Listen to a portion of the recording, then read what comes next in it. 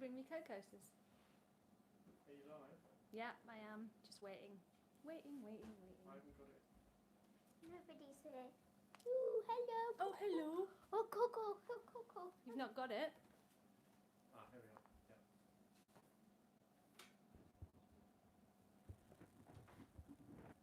Yeah, gotcha. It'd be funny if no people came. Well, it wouldn't be that funny. It would make me a bit sad.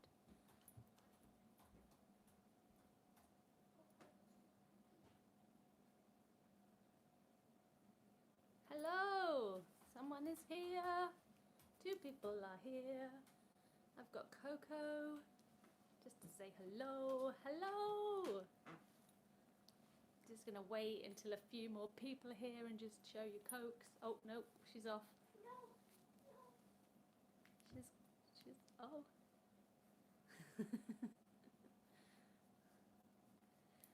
So, how are you all doing? Hope everybody's doing okay. We are in week 3 of our isolation because, oh, thank you, Cosmic Pixie, good name. We are in week 3 of isolation because we started a little bit earlier than most people because I am vulnerable, and so as soon as it started to seem like a good idea, we basically locked down here. And week 1 was kind of okay. Week 2 was a bit stressful. Week 3 I thought was going to be a breeze, and then yesterday happened and I had a very stressful day yesterday. I had a meltdown, then I had a shutdown, basically had to write off the entire day. I guess that's just the way life goes. So today I'm going to be sharing some of the things that you asked me to share last week. I'm going to share my Lego model of the week. I'm going to share some TV and film recommendations, and I'm also going to share my book of the week. And this is my dog of the week and of every week because Coco's the best dog in the entire world. Hi, Catherine. But I'm going to wait a little bit before I start properly talking about that until maybe we get some more people in here.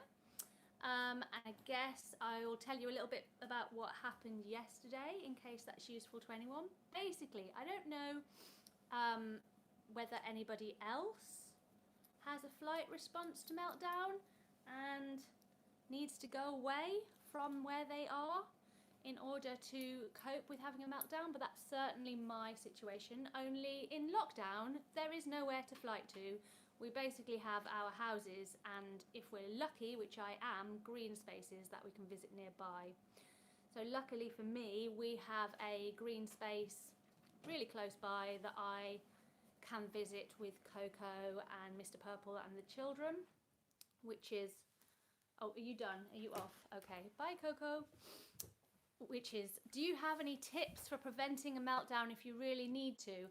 I think the thing with preventing meltdowns is that it is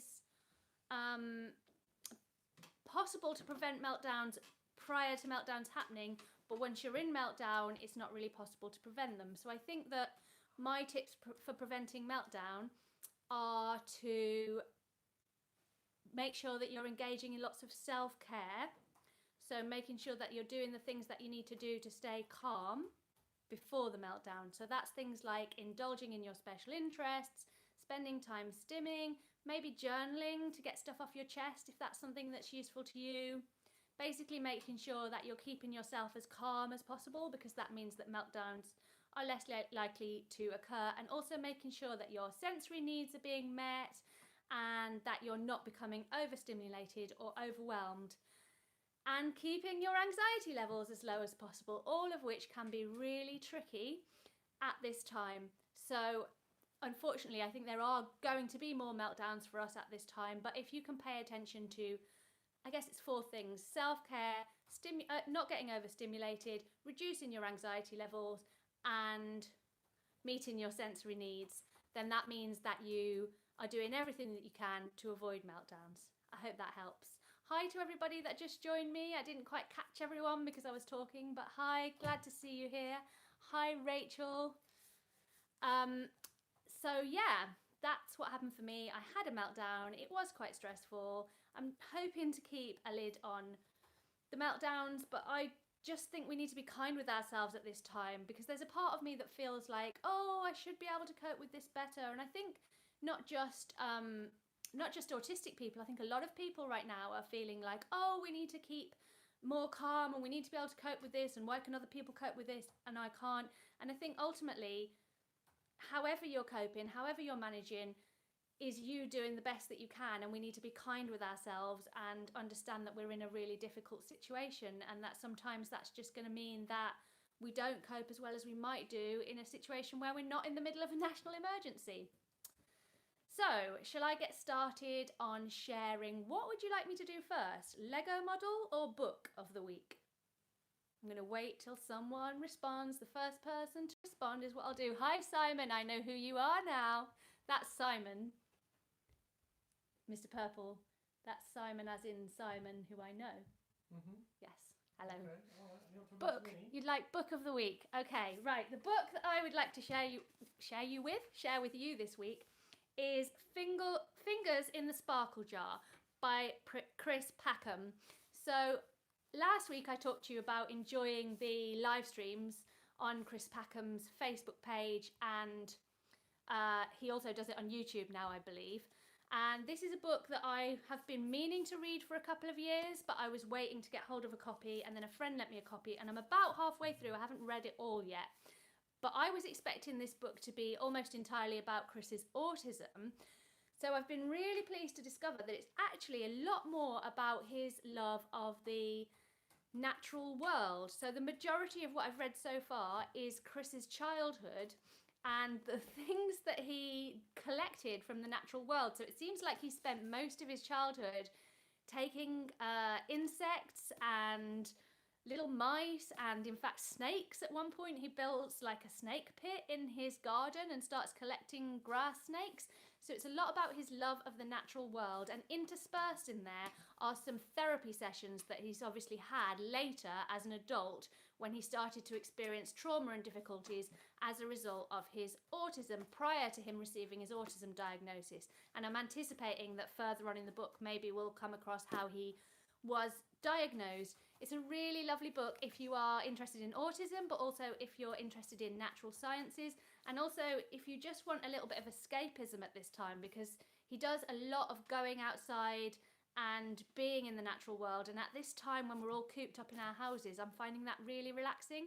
So if you can grab yourself a copy of Chris Packham's Fingers in the Sparkle Jar, I would recommend escaping into that for a few hours each afternoon over this difficult period of time. Right, would you now like to see either my Stim toy of the week or my Lego model of the week?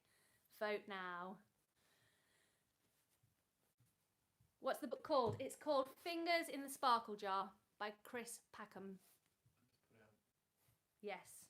In fact, this is a copy that a friend gave me, but it looks like it was only £1.49 from a charity shop. So you can't go to a charity shop right now, but maybe you can get a digital copy or order it from Amazon. Lego.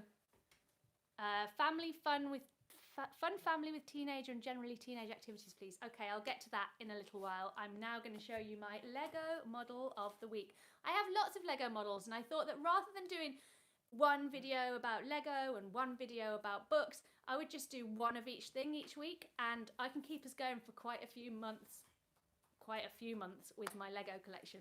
So my Lego model this week is Wally. This is my Lego Wally.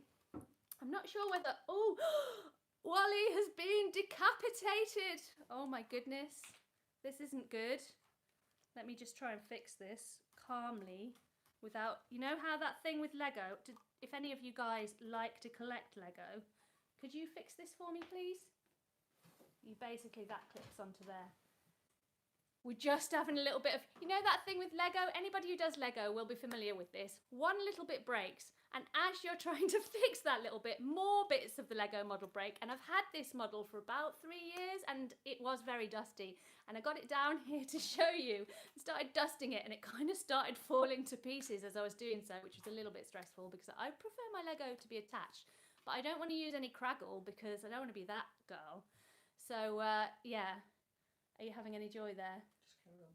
Carry on talking about broken Lego. La la la, my Lego model's being fixed and I'm just singing a song to fill time while I wait for that to be done. I could have done it by now. Shall I just do it myself?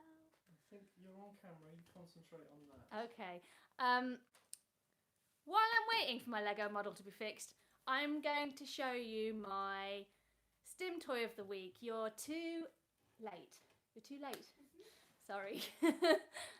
Just getting interrupted by children whilst trying to do a live stream, which does not make it any easier at all. So if that said child, even though I'm looking at the camera, I'm talking to you, could just go away now and make me feel less like I'm being interrupted by a child, that'd be really handy. Thank you, Robo Boy. Right, undecapitated Wally Lego model. I'm not sure if this was a Lego Ideas model or if it was made by Lego. I don't know. Does anybody know? Simon, can you help me with that? But he's really cool. I don't want to move him too much and have more breakages. His head moves. His hands move. Oh, no! Oh, no! He's missing a finger. Oh, goodness. Oh, dear. Oh, dear. Wow. Right, it's okay. It's fine. Don't panic. Wally's fine. So, you can move his fingers, and he also has a front opening like the real Wally, and he has the little plant. Has anybody seen Wally? If you've not seen Wally, it's not my official film recommendation of the week, but it is a beautiful film by Disney, so check it out if you've not seen it, and if you have seen it, watch it again. So he's got the little plant, and at one point one of the kids made me an Eva to go with him, but I don't know what happened to her. She's gone. Maybe they could make me another one. So this is Wally. I love Wally. Wally's cool.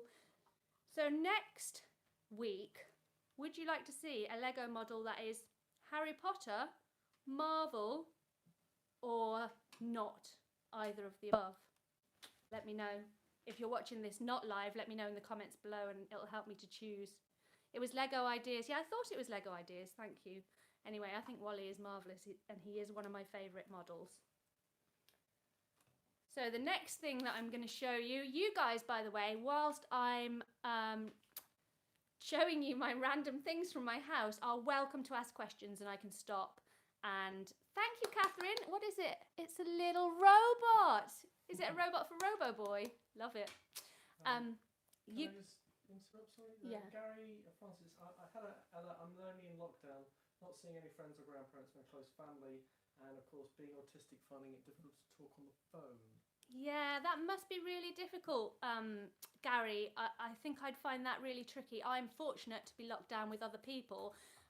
If you find it difficult to talk on the phone, which I also share that. In fact, I think I made a whole video about finding it difficult to talk on the phone if you look through my archives. But I do find it easier to talk on video chat, because the reason I find it hard to talk on the phone is that I don't know when I'm supposed to talk and when I'm supposed to stop talking. So I end up just either not saying anything at all or just talking all the time, filling every gap, and it just makes me really uncomfortable. Whereas with video chat, it's a little bit more like talking to the person in real life. So there are lots of video chat messages that you can use. There's Facebook video chat, there's Skype, there's FaceTime if you're on Apple products. There's an app called House Party, and I think that's by Facebook, where you can have multiple people. And there's also Zoom. But just to say that if you are going to use Zoom and you're not going to pay for a subscription, you do have a 40-minute limit on Zoom. And the other thing I would say about that, Gary, is if you don't feel comfortable just chatting, because some people just find that either not interesting or uncomfortable, it can be quite good to set up an activity to do. So you might get in touch with a friend and say, let's do some art together, or let's do some jigsawing together, or some kind of special activity that you enjoy doing. So you've got your friend there keeping you company, but you're not having to just sit there and chat. You're both engaged in an activity. Hope that's helpful. Right. So Marie, she's not completely flat in her expressions. She's read that autistic people are supposed to be flat.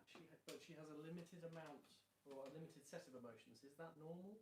Is it normal to have a limited set of emotions? I think so. I think that for many of us who have been diagnosed later in life, but anyway, it it's typical to start to learn how to not be flat and expressionless, and how to have expressions in the way that you talk to people.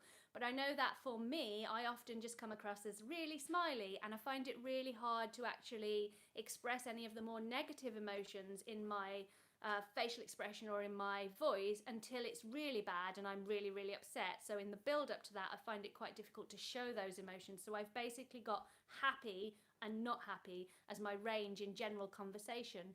So yeah, I think that's typical, and I think it's always important to remember that no autistic people are the same as each other. So anything that's a generalization about autism is just that, a generalization, and it doesn't mean that if you're not like that, that you're not doing it right. You're not doing autism right. Oh, I turned my phone onto aeroplane mode, and then someone just sent me a WhatsApp message and I couldn't get rid of it, and so I couldn't see anything. That's annoying. I hope that doesn't happen again, but if it does, I'll be right back. So yeah, basically, don't ever feel like you're not doing autism right because you're not. More WhatsApp messages. Stop it, stop it, stop it. Oh, I got rid of it. It's all good. It doesn't mean you're not doing autism right. You're all good.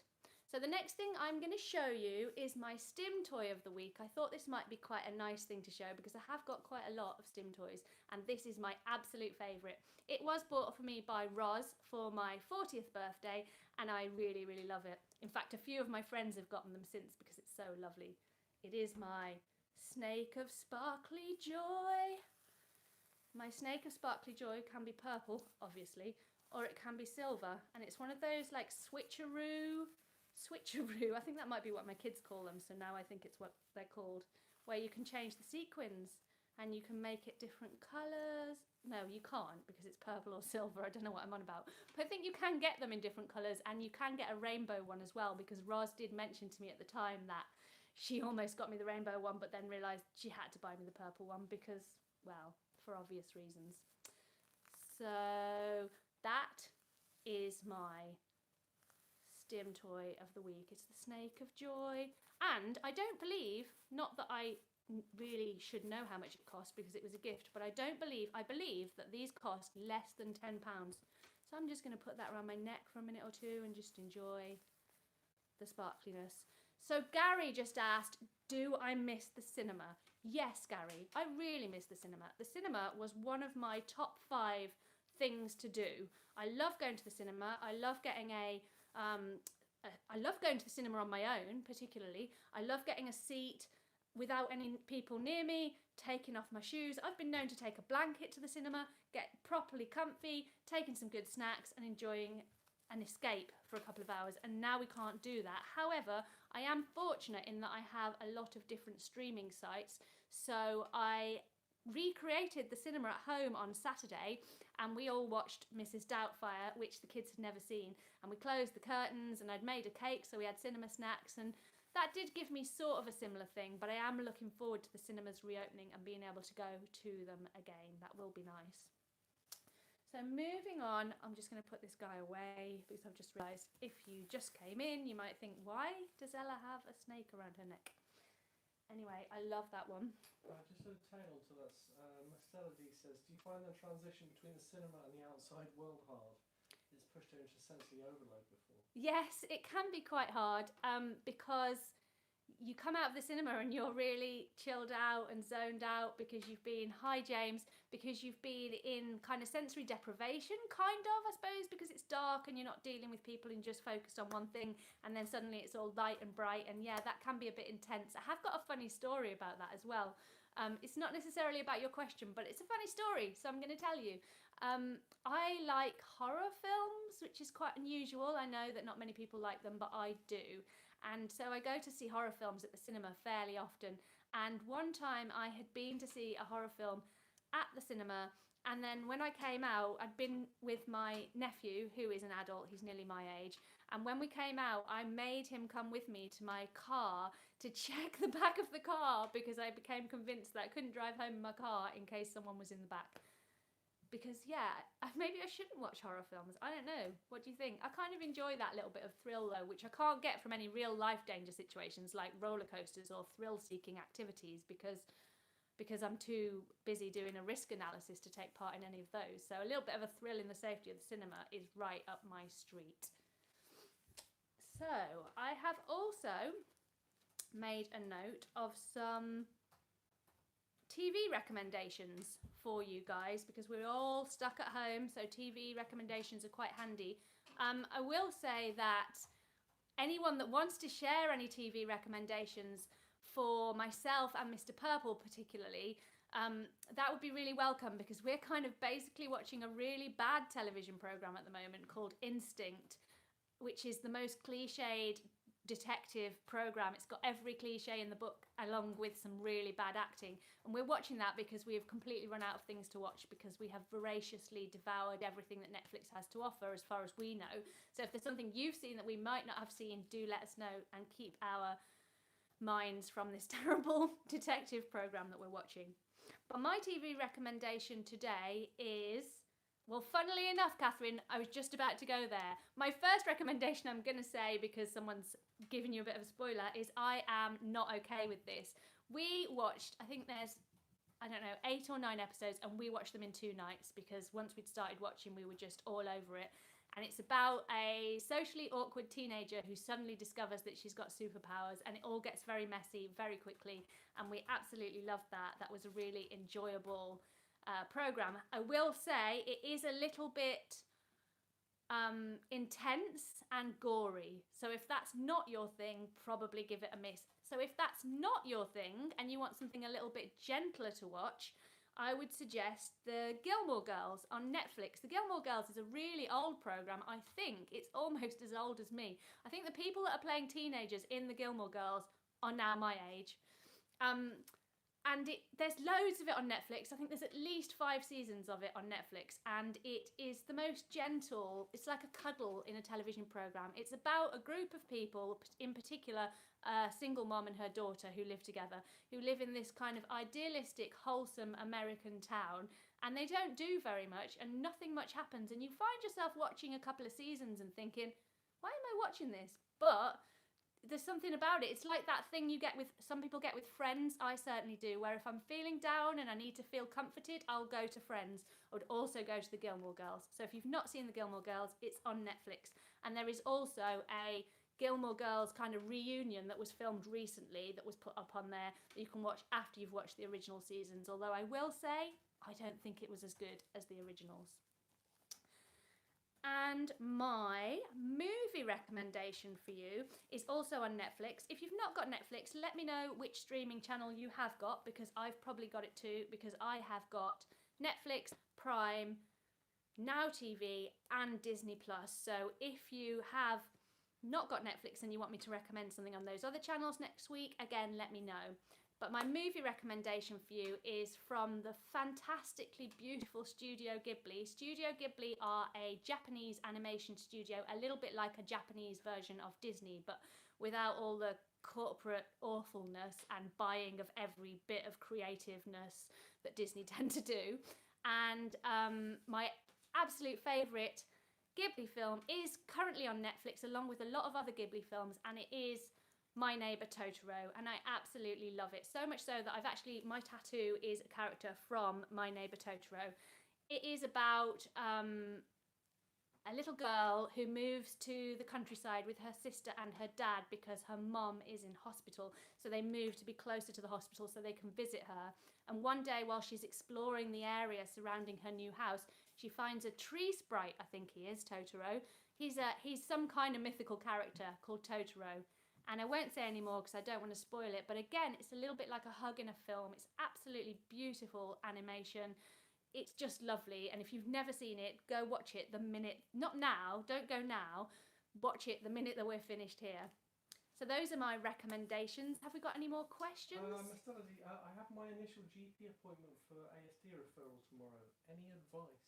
You've got a GP appointment for an autism referral tomorrow. Yes, I do have advice. First of all, I'm sure there's some kind of video on my channel. I think it's called Preparing for an Autism Assessment, which might be useful for you to watch ahead of seeing your GP. But quick tips now are to perhaps write down all the reasons, in succinctly, all the reasons that you believe that you might be on the autistic spectrum, so that when you go in there, you can either just give the GP the list, or you can share with the GP without being flustered and not remembering what to say, why you think you're on the autism assessment, you need an autism assessment. In fact, I've even recommended in the past to people locally that I've supported with this, that you put them under the headings of the diagnostic criteria of autism, which are social communication difficulties, intense interests and routines, and sensory sensitivities. And then if you put the traits that you believe you have under those headers and give those to the GP, that would be my top tip for you. Also, kind of be prepared. Not all GPs are understanding. Be prepared to not let, if the GP says to you, oh, this probably isn't the case, or I'm not going to refer you, don't let that wound you. Know that it's ignorance and lack of understanding that causes that kind of behaviour, and be strong and insist, because you have a right to that assessment, whatever you're told initially. And my final tip on that is to ask the GP to let you know when that referral is made, because for me, I would have been quite worried about whether it had definitely got in and whether I was on the waiting list. So because the GP rang and let me know once he'd made that referral, I found that really reassuring. Hope that's helpful.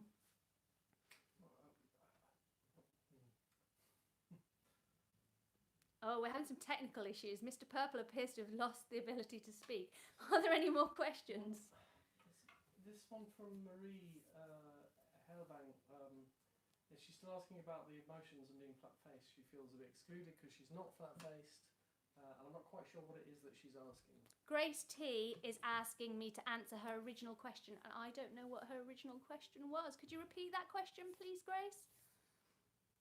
Catherine, we can't exactly extract a question from what you've said because we're in lockdown brain deadness. But what I would say to you is that you aren't doing autism wrong and you shouldn't feel excluded. And I would hope that at least here within my Purple Ella community that I'm trying to create, you feel that you have a place here, because I'm not going around judging whether people fit in or whether people are autistic, because that's the opposite of what we should be doing. We should be being inclusive. So if you are identifying as on the autistic spectrum and you are identifying as being part of our community, then you are part of our community, and I give you the seal of autistic approval, because for some reason I think that's mine to give. It's not, I'm just kidding.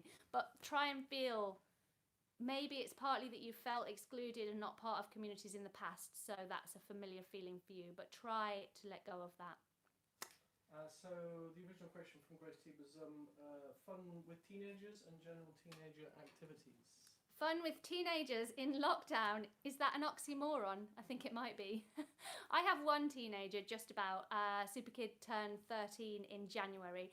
I would suggest things that we have been doing is playing, we haven't done this, but we will. Playing board games is a really good one if your teen is into that. Watching movies together, and once you've got teenagers, you can start to watch some more adult movies. Maybe there's movies from your own teenage years that you'd like to share with them. If your teens are into role play games, that's something that I've been doing with my teenager. If your teens are, basically whatever your teenagers are into, it's a time that you can spend. You're the teen looking for ideas. Oh, okay. Sorry, Grace. Oh, Grace. I think I know. Yeah, I think your mum might have mentioned that you were on here. You would like ideas. So stuff that you can do on your own, I guess, is art. Even if you think you're really not good at art, art is fun. That's the lesson that I learnt 2 years ago. Video games, patience with a set of cards. Maybe one of your parents could teach you to play patience. I used to really like that when I was your age. Cooking, now would be a really great time to learn to cook meals for your family or to bake things. My teenager enjoys baking from time to time, and she can do it quite independently now. And if you have got friends that you can connect with online, I would recommend that you do that as well. Watching YouTube videos, painting your nails, dancing, turning on some music and dancing around. Basically, write down 3 ideas of things you'd like to do every day and see if you can get through them each day, and you'll soon get into a rhythm of keeping yourself occupied. Fimo, yes. If you haven't gotten into Fimo, oh, that gives me a chance to show you my Fimo jewellery. Look at this. I made sushi jewellery with Fimo a couple of weeks ago when we first started with this. Fimo is brilliant. If you get some Fimo and some bits like earring bits and necklace bits, you can make jewellery or little models for yourself of the things that you're really into that you might not be able to buy in the shop. So I would definitely recommend that. Are there any other questions? Somebody mentioned Mallory Towers. Mallory Towers. That's really funny that somebody mentioned that, because Mallory Towers was my absolute favourite book when I was a child. Mallory Towers, and there was, I don't know whether you can remember, but there was another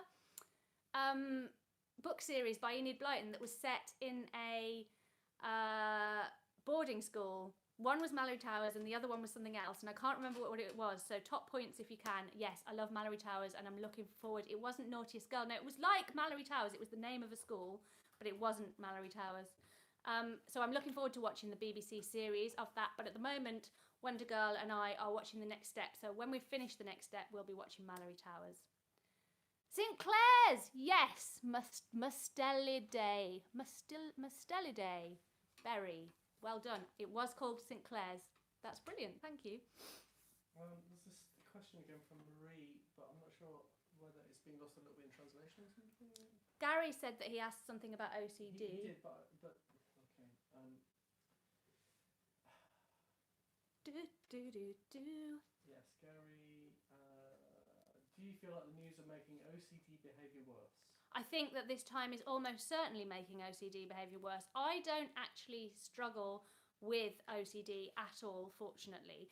But I can only imagine that at a time when your anxiety is higher than normal, that your OCD behaviours are going to increase, because they are behaviours designed to manage anxiety, whether they're good ways to manage anxiety or not. They are strategies that people start to do to manage anxiety. So I can only imagine that OCD behaviours and any other eating disorder behaviours, any other strategies that we have to cope with anxiety that aren't necessarily healthy, are going to be heightened at this time. Hey, thanks Joanna. What did I get? I got a cat. Hi Katie, don't worry. And what was it? A cat and a little cat house? Yeah, I don't know. Thank you. I like that. Yeah, so if you are struggling with your mental health at this time, and that's something that I think is worth mentioning, because hi Alice, no worries. I think it must be a time when people are struggling. Cat and a rice ball, maybe it's sushi. I don't know. I miss sushi. If you are struggling with your mental health issues at this time, it's a really challenging time, because we don't have access to our support networks. We don't have access to the usual medical professionals, and we're all in a very heightened, anxious situation. So I would urge you to contact your mental health professionals and ask for support if you are experiencing extra challenges with your mental health at this time. A cat and sushi. How did you know that sushi was my favourite thing? I have to say that for me, at this very moment in time, sushi and bubble tea are the things that I'm missing most from my life.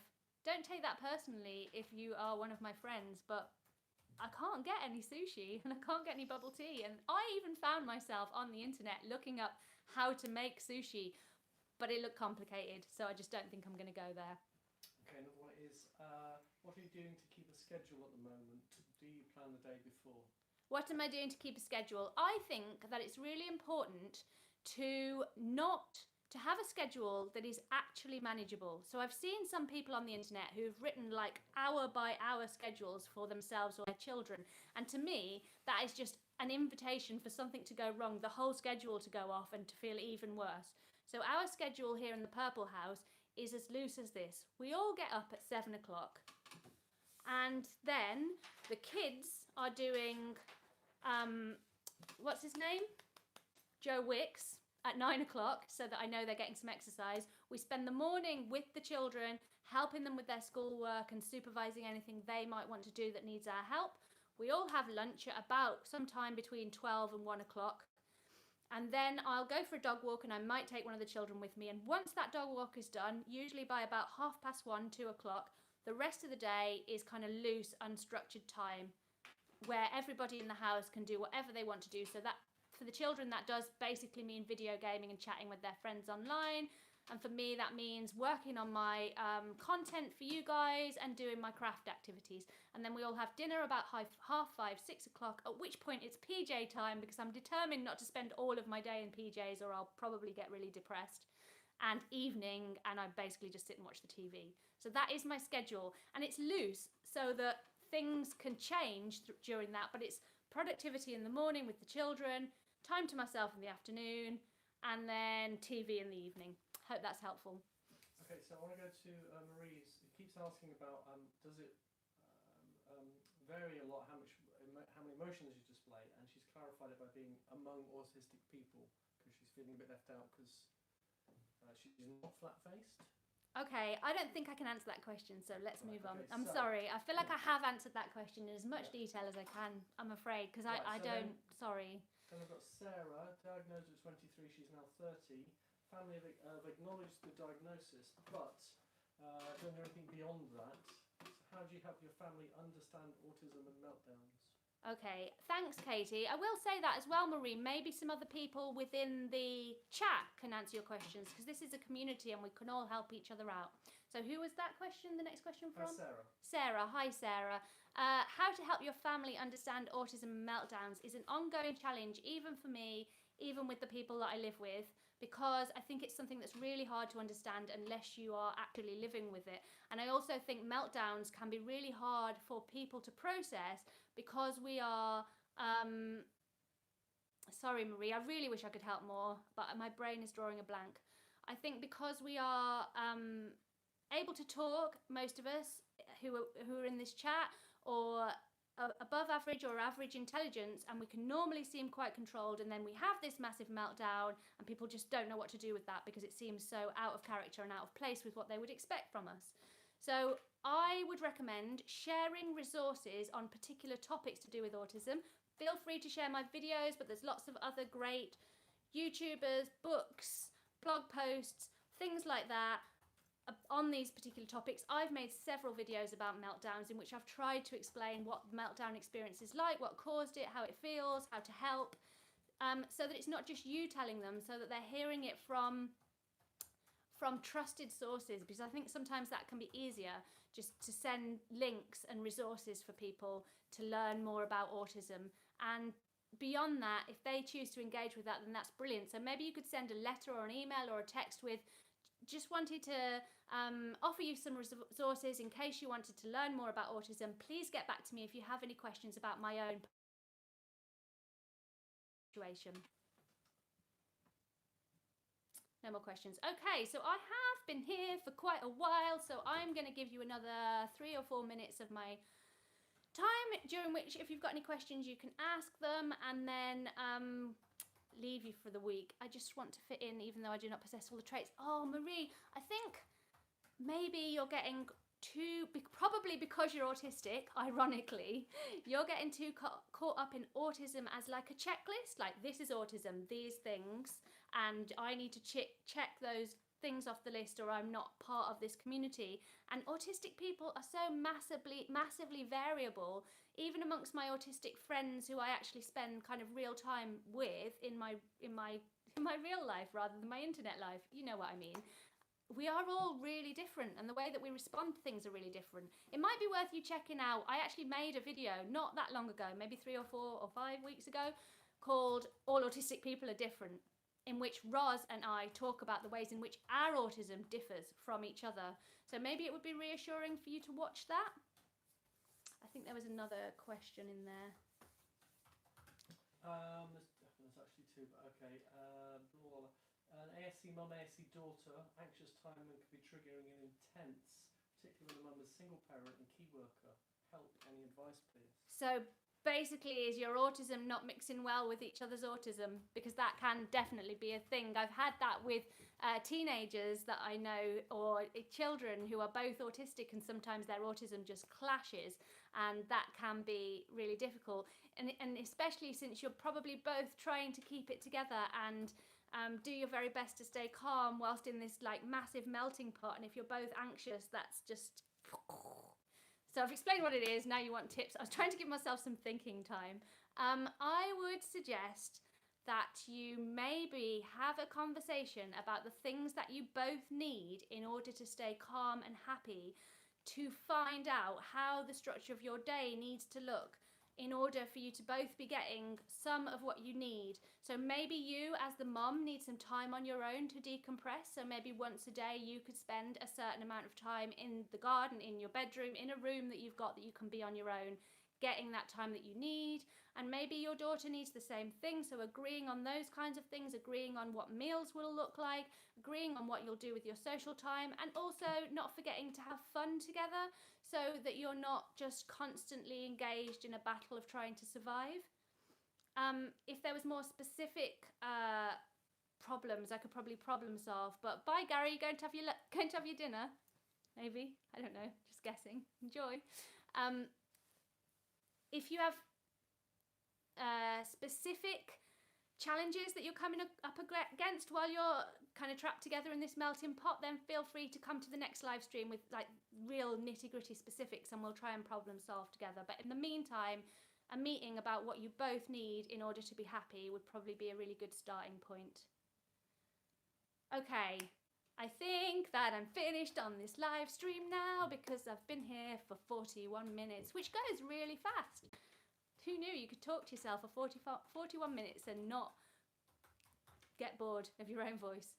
Thanks, Alice. It's been lovely to see you all here today. Thanks to those of you who bought live chat super chats and sent me little pictures. I really appreciated that. That was lovely.